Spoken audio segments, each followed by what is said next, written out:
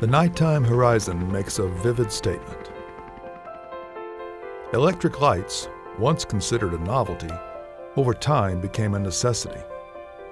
Today, the electricity that illuminates them also powers nearly every imaginable extension of human endeavor. It is essential to the function and the expectations of contemporary culture. At one time, this scene could not have been imagined. Today, if the lights were not on, something would be terribly wrong. Providing basic utilities for the public good has a rocky history in Knoxville.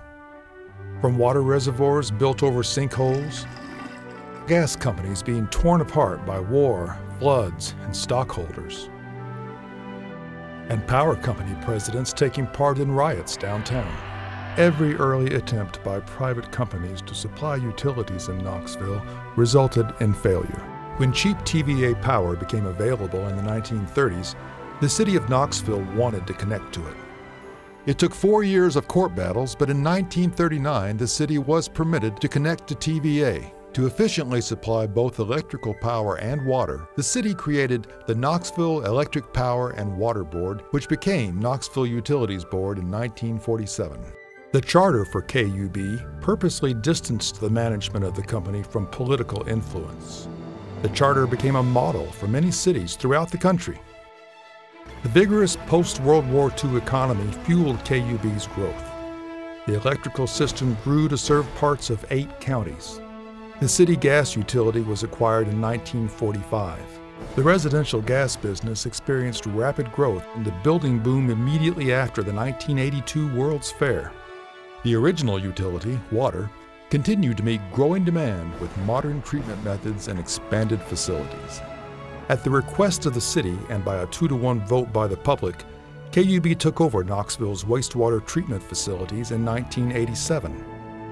In this 75th year, KUB now serves nearly 200,000 electrical customers over 688 square miles. There are 98,000 gas customers, 78,000 water customers, and nearly 70,000 wastewater customers.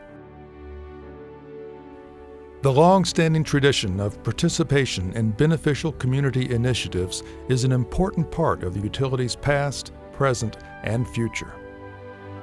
KUB was the first utility in the South to create a system to help customers manage their utility bills.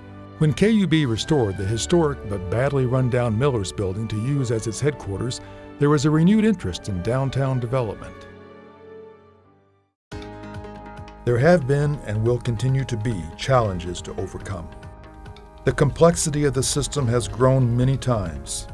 Customers on all levels have higher expectations of service. KUB employees know that now, more than ever, every outage has an impact. Replacing aging infrastructure is now underway. It is an expensive process. KUB has a long-term approach to the challenge called Century 2. Building and operating an exceptional public service utility remains a never-ending task.